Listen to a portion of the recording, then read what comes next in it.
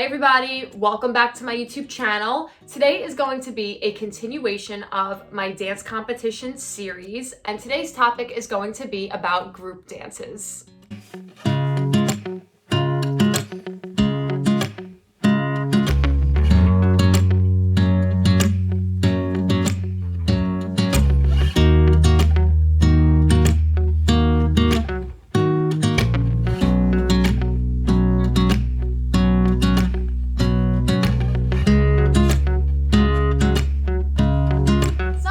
Prefer to be in a group rather than performing a solo because it's just not as stressful. They don't have all of the attention directly on them and they feel more confident being in a group.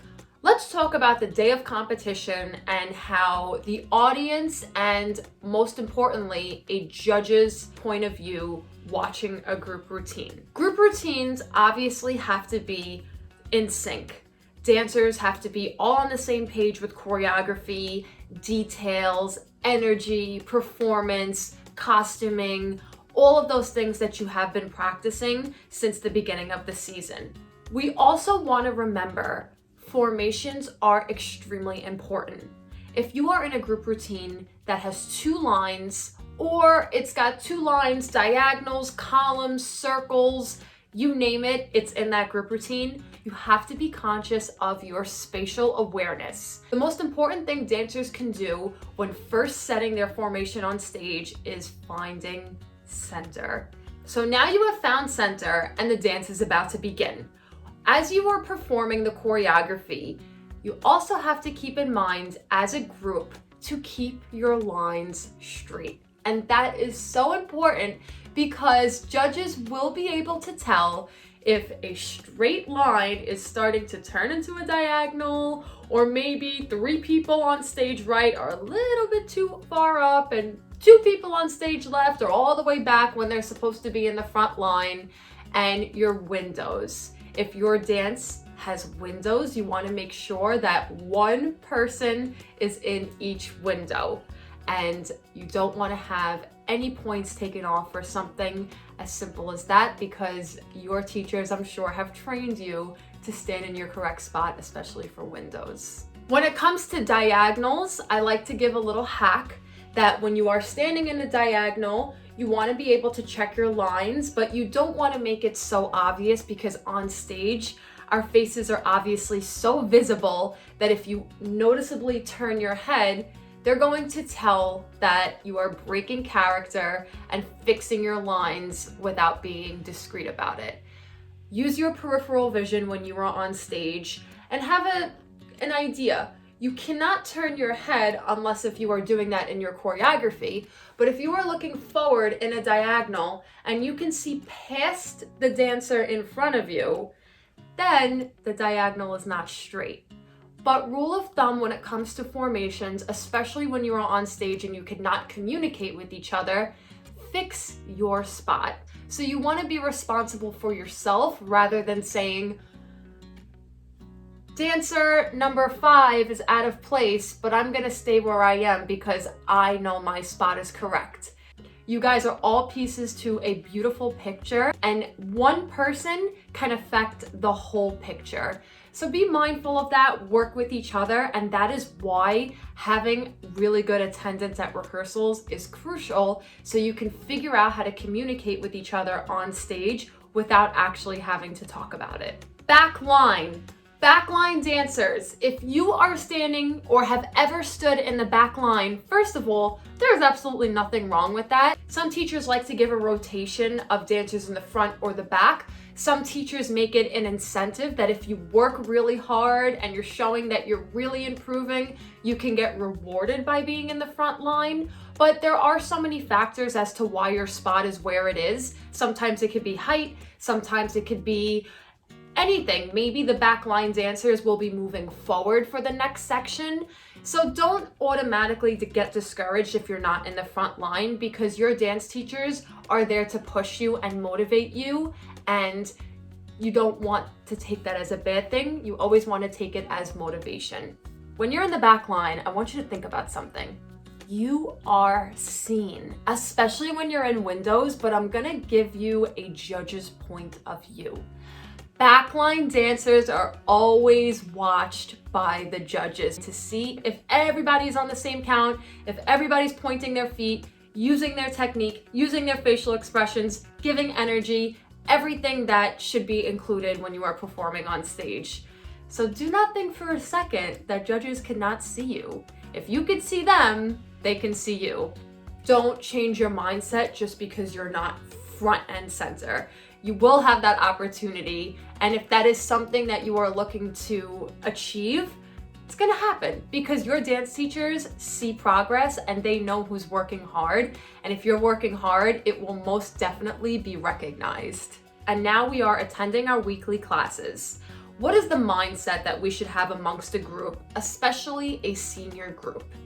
When you are a senior group for your competitive studio, you are the role models of the school. You have the mini team, the junior team looking up to you because they aspire to dance like you. They are the future, and in most studios, we are all considered family. And because we love each other and support each other so much, each generation looks up to another, and we want to help encourage them to be better than the last. As a senior member of the competition team, you have to be positive. And when you are positive amongst each other and you are sharing good vibes with your whole class, that is going to affect your performance on stage. When you have trust for each other, I'm not saying that you all have to be best friends, I'm being very realistic here, but having a sense of trust and respect for everybody in your class is extremely important because think about it. If you're doing a dance that has a lot of partner work and a lot of lifts that can potentially be dangerous, you have to trust your dance partner. You have to be able to know that you can count on that person. You feel confident that you can depend on your teammate because that's why you're a teammate. You are all working together to create this beautiful product that your choreographer has pieced together. You're going to bring it to life on stage, and then you're going to receive positive recognition for it because, once again, you put in the work. I'm getting a little passionate about here. I need to tone it down a notch. Also, going back to energy in a group routine, healthy competition is not a crime. Healthy competition is what makes a routine extremely successful. And what I mean by that is not comparing yourself to the dancer next to you, not competing to take that front and center spot. When your dance instructor is giving you an extremely hard combination, if you or maybe a few other people are struggling and then maybe the other half of the class is getting it, that should motivate you in a positive way to get that step. But of course, if it's taking you more time, don't look at it as failure or that you are not good enough, because there could be something that you're good at that maybe the other dancer needs a little bit more time with. But that's the beauty about being in a team, is that you complement each other. Maybe you have your strengths in one thing, and maybe there are some things that you would like to be as strong as the thing that you're good at. If you didn't see my last video about solos, I will link it down below, but I did cover the topic of appearance. With group routines, it's a little bit different because you still want to apply the same thing with your costuming, where you are making sure there are no wrinkles in your costume, you have a clean pair of tights, you have a clean pair of shoes, but we want to make sure that we are consistent amongst the group routine, having the same colored shoes, the same brand of shoes, and accessories. If one person doesn't wear accessories, then everybody's either got to take them off, or unfortunately, depending on the studio, if a dancer forgets a costume or a piece of their costume, then they will not be able to perform, and that will have to involve restaging the whole group that day of competition, which already can affect the performance right then and there, and also be upsetting for the dancer who has worked that entire year. So remember, get your checklists and make sure that you pack everything for your costumes down to the earrings. They are noticeable and judges see them. Having clean makeup.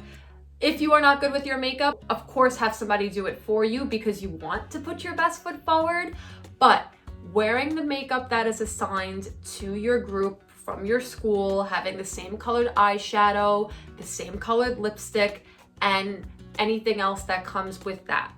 You want to make sure that that blush is visual on your skin. And when I mean visual, I don't mean somebody standing right here and saying, "Can you see my blush?" And I'm like, "Yeah, you have a nice healthy glow." No, we don't want a healthy glow. We want it in your face, because just like this ring light that is blinding me, I myself am putting on a decent amount of blush. I didn't put too much on as if I was going on stage, but if I did not wear any type of color on my face, it would look a little bit more washed out because of the intensity of the light. Now multiply that by a bunch of stage lights that are directly on your face, and then the distance between the dancer and the audience. Another important thing is eyebrows and eyelashes. They are so important, and lipstick. Do not neglect that. If you had to wear red lipstick in your other routine, and you came off that dance and you were sweating, you changed, you drank some water, and you're supposed to have red lipstick in the next routine, reapply. Fill in your eyebrows, because trust me, it is extremely noticeable on stage when you don't have your eyebrows filled in. And if your dance teacher tells you to wear eyelashes, wearing clumps and clumps and clumps of mascara is not only going to be so annoying to take off that night, but it's not gonna look as polished as just not even wearing mascara, throwing on eyelashes, and then by the end of the day, you take them off, you wash your face, and you're good to go. I actually find them a lot easier. So if you're not good with them, if eyelashes are something that's a little bit annoying for you, especially for younger dancers, I get it, but that comes with being a competition dancer. We want to be over the top, we want to have the most polished makeup, we want to bring our best product forward. So just summing up what we spoke about, group routines consists of clean formations, everybody being on the same page with choreography and details, making sure that we are all wearing the same costuming, makeup is clean. Also, your hair is extremely important as well. You don't want to have any flyaways. If you're supposed to have a slick bun or a slick ponytail, water, brush it. Gel, brush it out, and then hairspray it, and you will not have any flyaways. Hairspray alone is not going to keep your hair down, I can promise you that. And it is extremely important to either wear that hairpiece, that ponytail extension that you were told to wear. Yes, bring it, because it makes a difference. And straighten your ponytail or curl it, depending on what your teacher wants. But keeping a consistent style throughout the routine just makes the picture better. Every single one of you is going to be a factor of why that group routine will either win or just get a nice score and everybody goes home with a ribbon. Be that group routine that everybody believes in each other, everybody is inspiring each other, you all support each other, you all respect each other, you are attending your technique and rehearsals, and most of all, you love what you do, so you're having fun. And when you give that energy that you are strong and ready to go, judges feel that.